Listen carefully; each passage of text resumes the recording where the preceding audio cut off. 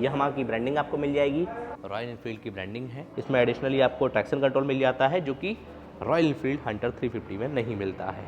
Type C charging point इस motorcycle में दिया गया है। XSR Hunter 350। काफ़ी लंबे समय के इंतजार करने के बाद में यामाहा की XSR इंडियन मार्केट में आ गई है और इसने सीधा सीधा कंपटीशन दे दिया है रॉयल एनफील्ड हंटर 350 को और टीवीएस की रॉनिन को।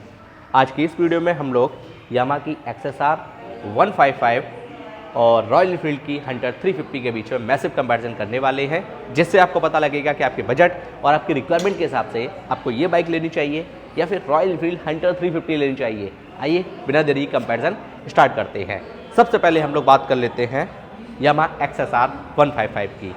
सबसे पहले हम लोग बात कर लेते हैं इस बाइक के कलर की। इस बाइक में आपको मल्टीपल कलर्स मिल जाते हैं, जिसमें से अभी अपने साथ में इसका ये ग्रे कलर खड़ा हुआ है, ये देखिएगा। आइए अब इसको 360 डिग्री कवर कर लेते हैं। ये है इस बाइक की प्रॉपर राइट प्रोफाइल, ये है इस बाइक की प्रॉपर लेफ्ट प्रोफाइल, ये है इस बाइक की प्रॉपर फ्रंट प्रोफाइल। पास से देख लेते हैं, ये देखिएगा। हेडलाइट राउंड शेप में दी गई है, यहाँ पर ये LED DRLs मिल जाते हैं, रिफ्लेक्टर LED हेडलाइट सेटअप दिया गया है और यहाँ पर XSR की ब्रांडिंग आपको मिल जाएगी। ब्लिंकर्स LED में मिलते हैं, ये देखो। 1000 लैम्प का फीचर मिल जाता है और कुछ इस तरीके की अटैचमेंट इस बाइक में दी गई है। हॉर्न भाई कंपनी ने यहाँ पर फिट किया है, ये देखो, नंबर प्लेट लगाने का सेक्शन। आइए बात कर लेते हैं रॉयल एनफील्ड हंटर 350 की। सबसे पहले हम बात करते हैं इस बाइक के कलर की। इस बाइक में आपको मल्टीपल कलर्स मिल जाते हैं, जिसमें से अभी अपने साथ में इसका ये स्टेल्थ ब्लैक कलर खड़ा हुआ है, मैट ब्लैक, बहुत ज़्यादा अल्टीमेट लग रहा है।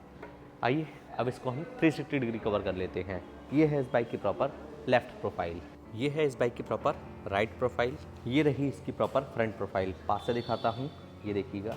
हेड हैंडल ORVM का जो पैटर्न है कुछ इस तरीके का दिया गया है। ORVM सी से हमको राउंड शेप में मिलते हैं, RE की ब्रांडिंग हमको मिल जाती है और हेडलाइट जो है वो हमको LED में मिलती है राउंड शेप में।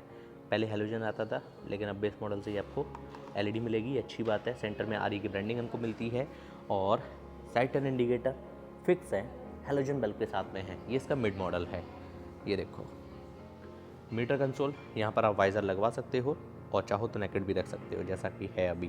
फ्रंट में कंपनी ने टेलीस्कोपिक सस्पेंशन नहीं दिए हैं, आपको UHT सस्पेंशन दिए हैं, जो कि काफ़ी अच्छी बात है। एंड फ्रंट मडगार्ड का पैटर्न ये देखो कुछ इस तरीके का है, ये पूरा फाइबर में है और कुछ इस तरीके की अटैचमेंट्स मिल जाती हैं। 17 इंचेस के अलॉय व्हील ऑफर किए गए हैं। अलॉयस का पैटर्न ये देखो कुछ इस तरीके का है। बात की जाए अगर टायर की, MRF कंपनी के बेस्ट क्वालिटी के ट्यूबलेस टायर ऑफर किए हैं। एंड फ्रंट टायर प्रोफाइल क्या कह रही है वो भी मैं आपको दिखा देता हूँ। ये देखो भाई, 100/80/17 इसमें टायर साइज दिया है। और ब्रेकिंग सिस्टम की अगर बात की जाए तो डुअल चैनल ABS के साथ में आ रही है ये बाइक, जो कि इंटरनेशनल मार्केट में आपको ये नहीं मिलता है। ये एडिशनल फीचर्स आपको इंडिया में यामाहा कंपनी दे रही है। फ्रंट में 282 mm का डिस्क ब्रेक लगा कर दिया है और डुअल पिस्टन कैलिपर्स इसमें ऑफर किए गए हैं, ये देखो। बात कर लेते हैं इसके फ्रंट सस्पेंशन की। फ्रंट में कंपनी ने टेलीस्कोपिक सस्पेंशन दिए हैं विथ रबर प्रोटेक्शन। ये फ्रंट मडगार्ड ये आपको मिलेगा फाइबर में। सस्पेंशन पर दोनों साइड में हमको रिफ्लेक्टर्स मिलते हैं। 17 इंचेस के इस बाइक में हमको अलॉय व्हील मिलते हैं। अलॉय का डिज़ाइन इस सेगमेंट में सबसे अलग है, सबसे हटके है। बात करें अगर टायर की, तो सीड कंपनी के बेस्ट क्वालिटी के ट्यूबलेस टायर ऑफर किए गए हैं और यहाँ पर ये देखो स्ट्रैप लगी हुई है, लुक को थोड़ा सा क्लासी बेहतर बनाने के लिए एनहेंस कर रहा है ये लुक। फ्रंट टायर प्रोफाइल है 110/70/17। फ्रंट टायर में ग्रिप्स कुछ इस तरीके की है, ये देखो। बात की जाए अगर ब्रेकिंग सिस्टम की, तो सिंगल चैनल ABS और डुअल चैनल ABS दोनों वेरिएंट में ये बाइक आती है। बेस मिड में आपको डुअल चैनल ABS मिलेगा एंड टॉप में भी डुअल चैनल ABS मिलेगा। फ्रंट में कंपनी ने 300 mm का डिस्क ब्रेक लगा कर दिया है। इस बाइक के टैंक का डिज़ाइन कुछ इस तरीके का है। यामाहा की ब्रांडिंग आपको मिल जाएगी, जो कि 3D में है, उभरा हुआ है, काफ़ी प्रीमियम ये फील करा रहा है। और XSR की ब्रांडिंग यहाँ पर मिल रही है, ये भी 3D में है। ये आपको फाइबर में मिलता है, E20 का सपोर्ट है, ये देखो। 10 लीटर की फ्यूल टैंक कैपेसिटी इस मोटरसाइकिल में ऑफर की गई है। और चाबी की अगर बात की जाए तो मैं आपको दिखा देता हूँ, ये देखिएगा। यामाहा अपनी XSR के साथ में कुछ इस तरीके की टिपिकल की ऑफर कर रहा है और इग्निशन कंपनी ने यहाँ पर टैंक पर दिया है, ये लो भाई। हैंडल का डिज़ाइन कुछ इस तरीके का है, ये देखो। सभी फीचर बटन देख लेते हैं। लेफ्ट हैंडल पर इंडिकेटर स्विच है, लो बीम हाई बीम पासिंग के लिए। यहाँ पर ये हॉर्न का बटन और साइड टर्न इंडिकेटर नीचे दिए गए हैं। जबकि MT-15 में कंपनी ने जो नए अपडेट में आई है उसमें हॉर्न अब नीचे कर दिया है, साइड टर्न इंडिकेटर ऊपर कर दिया है। यहाँ पर भाई अभी भी वही सीन है, देखते हैं कस्टमर का क्या फीडबैक आता है, उसके बाद में हो सकता है आप लोगों की डिमांड पर ये भी चेंज हो जाए। सिंगल हैंडल बार दिया गया है, ये देखो राइट हैंडल पर इंडिकेटर स्विच है इंजन स्टार्ट स्टॉप के लिए, और हज़ार्ड लैम्प का डेडिकेटेड स्विच दिया है जो कि काफ़ी अच्छी बात है। और मीटर की अगर बात की जाए तो ये देखो राउंड शेप में इसमें मीटर दिया गया है जो कि आपको रॉनिन में भी मिलता है और हंटर 350 में भी मिलता है। एक चीज़ मैं नोटिस कर रहा हूँ यहाँ पर कि इसमें कोई भी mobile charging point offer company नहीं कर रही है, जबकि हंटर में आपको मिल जाता है ना। चाबी के ऑन होते ही इसके मीटर की जो स्टार्टिंग है कुछ इस तरीके से होती है, फुल्ली डिजिटल मीटर दिया गया है। एंड इसी के साथ साथ मुझे इसकी ब्राइटनेस थोड़ी सी कम लग रही है टू बी ऑनेस्ट, है ना। यहाँ पर ये RPM मीटर है, डिजिटल क्लॉक दी गई है इसमें। कहाँ पर है भाई, कहाँ से ऑपरेट होगी, यहाँ पर ये बटन दिया है, ये देखो। नहीं, डिजिटल क्लॉक नहीं है इसमें, फुल्ली डिजिटल मीटर दिया गया है जिसमें आपको RPM मीटर मिल जाएगा। यहाँ पर ये गियर शिफ्ट इंडिकेटर मिल जाएगा, स्पीडोमीटर मिल जाएगा और odometer, trip A, trip B, ये ट्रैक्शन कंट्रोल, एवरेज, ये सारी चीज़ें मिल जाएंगी। और यहाँ पर ये आपको फ्यूल गेज मिल जाएगा। बाकी के सभी मोस्ट इंपॉर्टेंट इंडिकेटर इधर ये साइड में दिए गए हैं। इसमें एडिशनली आपको ट्रैक्शन कंट्रोल मिल जाता है जो कि रॉयल एनफील्ड हंटर 350 में नहीं मिलता है। इसके साथ में ये एडवांटेज है। इस बाइक के टैंक का डिज़ाइन कुछ इस तरीके का है, ये देखो इधर ये EN लिखा हुआ है एंड यहाँ पर ये देखो रॉयल एनफील्ड की ब्रांडिंग है। पूरा मेटल में टैंक मिलता है। पेट्रोल अप टू E20 का सपोर्ट दिया गया है। 13 लीटर की फ्यूल टैंक कैपेसिटी इस मोटरसाइकिल में हमको मिलती है। इस बाइक के हैंडल का डिज़ाइन कुछ इस तरीके का है, ये देखो। सभी फीचर बटन देख लेते हैं। लेफ्ट हैंडल पर यहाँ पर ये आई बटन दिया है, यहाँ पर ये पासिंग बटन दिया है, उसके नीचे सेल्फ का बटन, उसके नीचे ये साइड टर्न इंडिकेटर, उसके नीचे एक हॉर्न का बटन। राइट हैंडल पर यहाँ पर indicator switch, engine kill switch, engine start करने के लिए हज़ार्ड लैम्प बटन। और इस मोटरसाइकिल में हमको कोई भी मोबाइल चार्जिंग पॉइंट नहीं, अब तो दिया है यार, ऐसा बोलना गलत होगा यार। ये देखो टाइप C चार्जिंग पॉइंट इस मोटरसाइकिल में दिया गया है। ये टाइप C चार्जिंग पॉइंट, ये देखो। इस मोटरसाइकिल के साथ में हमको वेब की ऑफ़र की गई है जो कि काफ़ी अच्छी बात है। RE की ब्रांडिंग है, ये देखो। यहाँ पर ये इग्निशन, चाबी के ऑन होते ही इसके मीटर की जो स्टार्टिंग कुछ इस तरीके से होती है। बिल्ट बाय गूगल, आपको मैप का कनेक्शन इसमें मिल जाएगा। टाइम देख सकते हो। लेफ्ट साइड में स्पीडोमीटर है, यहाँ पर एक डिस्प्ले मिल जाती है जिसमें काफ़ी सारी इन्फॉर्मेशन दी गई हैं, जैसे कि इसमें है फ्यूल गेज और time, trip A, trip B, trip F, odometer, ये सारी इन्फॉर्मेशंस आपको इसमें मिल जाएंगी। और बाकी की सभी इन्फॉर्मेशंस आपको नीचे यहाँ पर इंडिकेटर के रूप में मिलेंगी। सभी मोस्ट इंपॉर्टेंट इंडिकेटर्स इस बाइक में मिल जाते हैं। रॉयल एनफील्ड में आपको बहुत सारी एसेसरीज अलग से लगवानी पड़ती हैं, जैसे कि ये क्रैश गार्ड हो गया और नीचे ये देखो इंजन प्रोटेक्शन हो गई, बैक रेस्ट हो गया। अब हम वहाँ की बात कर लेते हैं जहाँ से इस बाइक की परफॉर्मेंस निकल कर आती है। जी हाँ, इस बाइक के इंजन की इस बाइक में कंपनी ने दिया है वही R15 और MT-15 वाला इंजन 155 सीसी का single cylinder liquid cooled BS6FI 4 stock 4 valve engine. इसके इंजन की मैक्सिमम पावर है 18.1 bhp की 10,000 RPM पर और इसका मैक्सिमम टॉर्क है 14.2 न्यूटन मीटर का 7,500 RPM पर। इस बाइक में कंपनी ने दिया है 349.34 सीसी का single cylinder air and oil cooled BS6FI 4 stock 2 valve engine. इसके इंजन की मैक्सिमम पावर है 20.2 bhp की 6,100 RPM पर और इसका मैक्सिमम टॉर्क है 27 न्यूटन मीटर का 4,000 RPM पर। आइए अब बात कर लेते हैं इस बाइक के डायमेंशंस की। भाई इसका कर्व वेट है 137 kg। गजब, अल्टीमेट, मतलब मज़ा ही आ गया।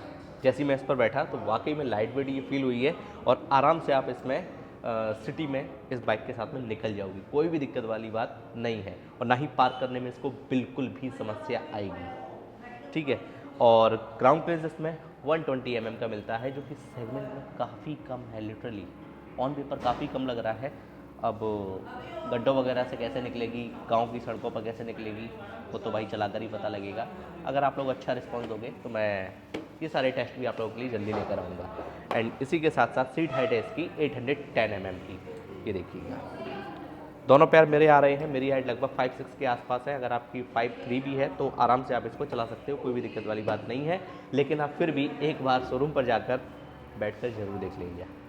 इस मोटरसाइकिल की लेंथ है 2005 mm की, विड्थ है 805 mm की, हाइट है 1080 mm की और व्हील बेस कंपनी ने इसमें दिया है 1325 mm का।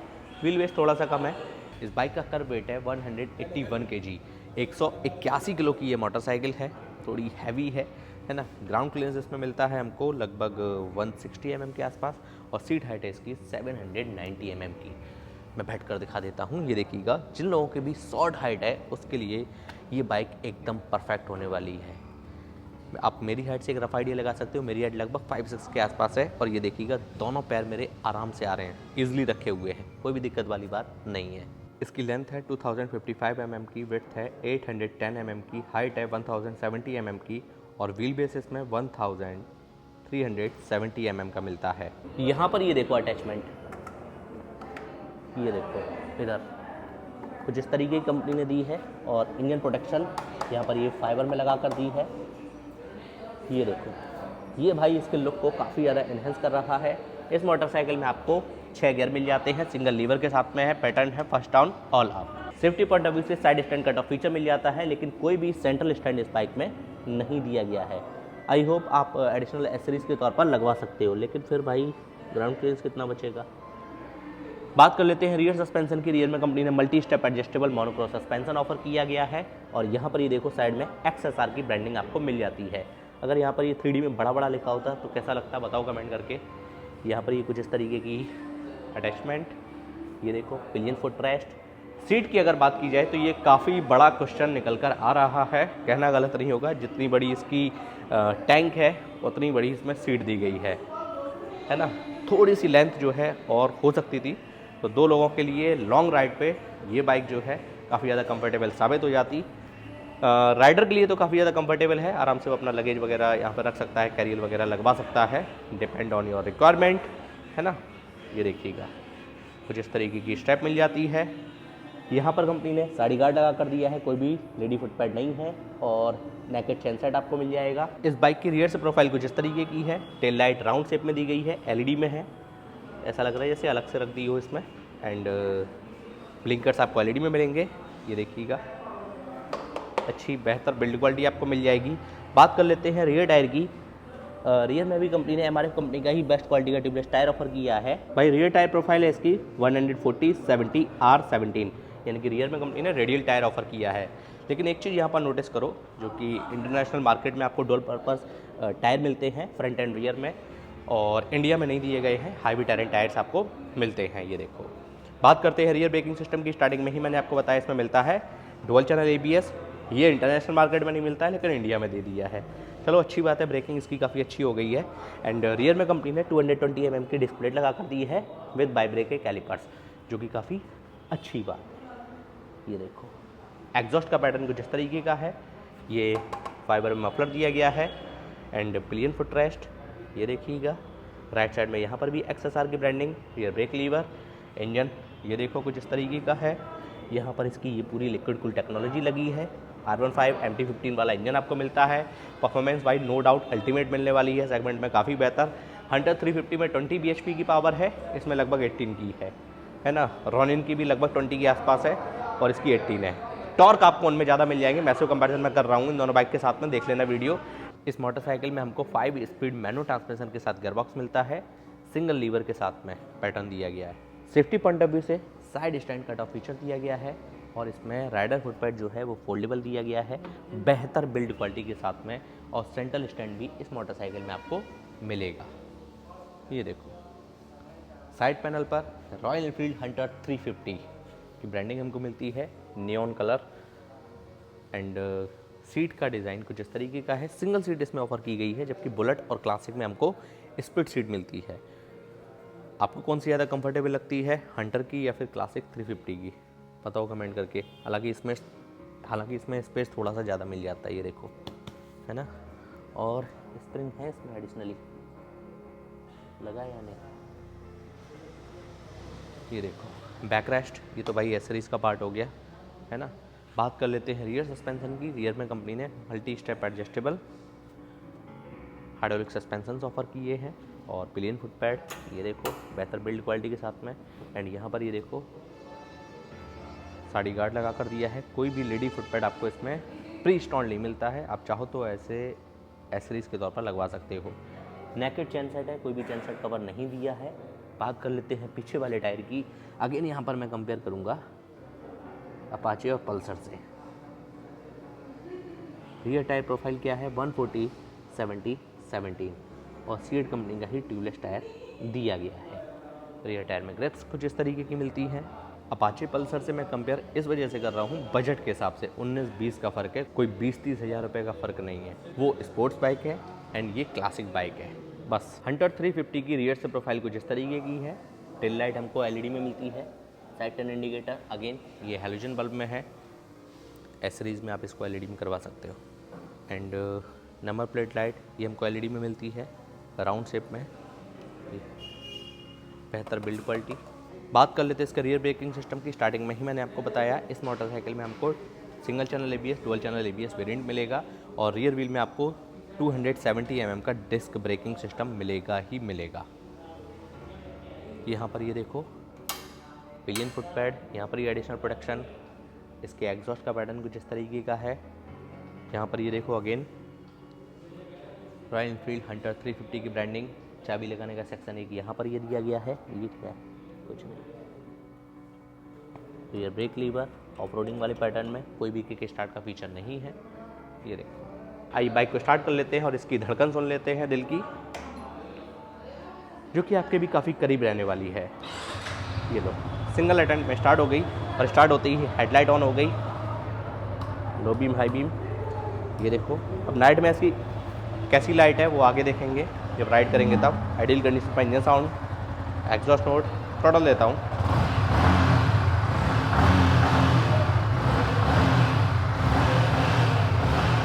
RPM, engine kill switch. Single attempt पे स्टार्ट हो गई और बाइक स्टार्ट होते ही इसकी हेडलाइट ऑन हो गई। लो बीम हाई बीम देखो।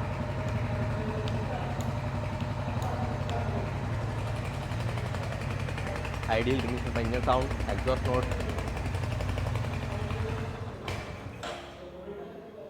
आइए बात कर लेते हैं इस बाइक के price, mileage, service warranty, pros and con, final conclusion के साथ साथ मेरे पर्सनल ओपिनियन की। यामाहा कंपनी अपनी इस नई मोटरसाइकिल पर आपको 2 साल 30,000 किलोमीटर तक की स्टैंडर्ड वारंटी दे रही है, जिसको आप चाहो तो अपनी रिक्वायरमेंट के हिसाब से एक्सटेंड भी करवा सकते हो।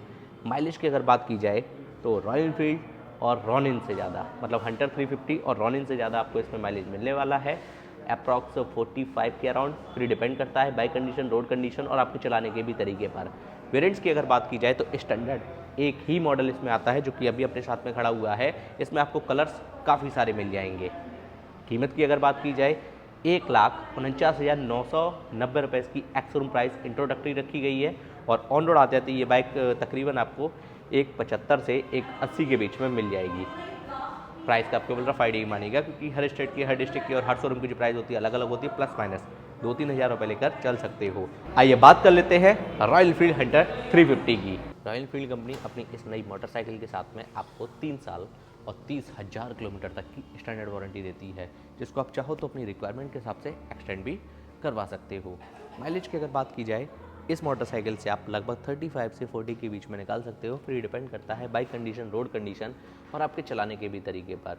वेरिएंट्स की अगर बात की जाए तो इस मोटरसाइकिल में आपको 3 वेरिएंट देखने को मिलते हैं। कलर्स आपको इसमें मल्टीपल्स मिल जाएंगे, है ना। कीमत की अगर बात की जाए तो इसकी शुरुआत हो जाती है 1,37,000 से एक्स शोरूम में। अब मैं उम्मीद करता हूँ दोनों बाइक से संबंधित आपके सभी सवालों के जवाब आपको इस वीडियो में आसान शब्दों में मिल गए होंगे। इन दोनों में से आपने किस बाइक को सिलेक्ट किया है प्लीज़ कमेंट करके जरूर बताइएगा। वैसे रॉयल एनफील्ड हंटर 350 350 सीसी के इंजन के साथ में इससे लगभग 40 किलो वजन ज़्यादा है उसका, वो इस बाइक से सस्ती है। अब ये डिसीजन आप लोगों के ऊपर है। अगर आप इनका इंडिविजुअल वीडियो देखना चाहते हैं तो मैंने इनका डेडिकेटेड वॉकअराउंड किया हुआ है। दोनों वीडियोस का लिंक आई बटन में इस वीडियो के डिस्क्रिप्शन बॉक्स में दे दूंगा। और हम आपसे मिलते हैं ऐसे इंटरेस्टिंग वीडियो और इन्फॉर्मेटिव वीडियो में। जय हिंद, वंदे मातरम।